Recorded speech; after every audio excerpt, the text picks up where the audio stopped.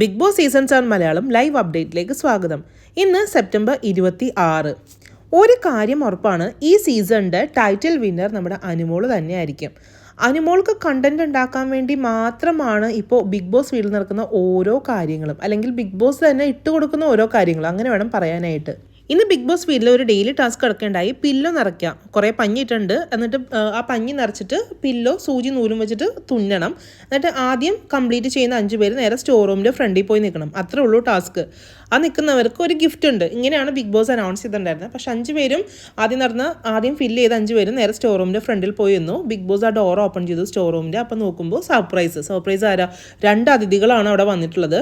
അത് ഒന്ന് ജീവനും മറ്റേ ക്യാരക്ടറിൻ്റെ പേര്, ഒരു ലേഡി ഉണ്ടായിരുന്നു, അവരുടെ പേര് സൂസൻ എന്നാണെന്ന് തോന്നുന്നു കേട്ടോ. എനിക്ക് വലിയ പിടിയില്ല, ഞാൻ മറന്നുപോയത്. അപ്പോൾ ഇവർ 2 പേരാണ് വന്നിരിക്കുന്നത്. ബിഗ് ബോസിൽ ഏഷ്യാനെറ്റിൽ ഒരു പുതിയ സീരിയൽ സ്റ്റാർട്ട് ചെയ്യുന്നുണ്ട്, ഹാപ്പി കപ്പിൾസ്. അതിൻ്റെ പ്രൊമോഷൻ്റെ ഭാഗമായിട്ടാണ് വന്നിരിക്കുന്നത്. ഓൾറെഡി കഴിഞ്ഞ 2-3 ആഴ്ചയായിട്ട് സോഷ്യൽ മീഡിയയിൽ മൊത്തം വൈറലാണ്.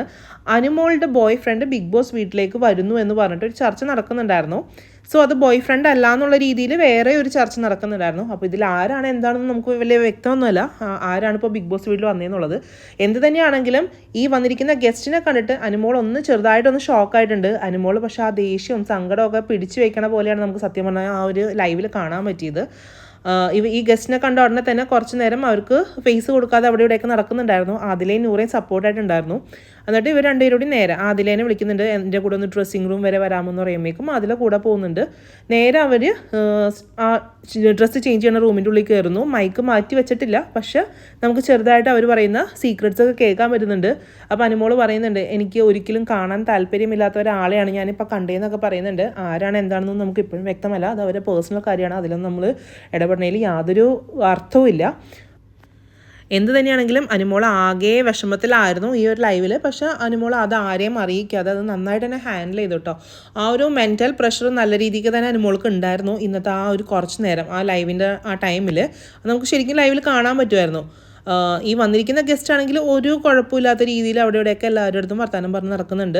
ബിഗ് ബോസിന് സമ്മതിച്ചേ പറ്റുള്ളൂ കേട്ടോ. അനുമോളുടെ റിയാക്ഷൻ എന്താണ്, അനുമോളുടെ അവസ്ഥ എന്താണെന്ന് അറിയാൻ വേണ്ടിയിട്ട് അനുമോൾ പോകുന്ന ഓരോ മൂലയിലേക്കും ക്യാമറ ഇങ്ങനെ ഫോക്കസ് ചെയ്തുകൊണ്ടേ ഇരിക്കുകയായിരുന്നു. എന്ന് ആദിലയുടെ നൂറയുടെ അടുത്ത് സംസാരിക്കുന്ന ആ ഒരു സീക്രട്ട് സംഭാഷണത്തിലൂടെ മനസ്സിലായത് ഈ വന്നിരിക്കുന്ന അതിഥി അനുമോളായിട്ട് എന്തോ പേഴ്സണൽ ഒരു ഇഷ്യൂ ഉണ്ടായിട്ടുണ്ട്.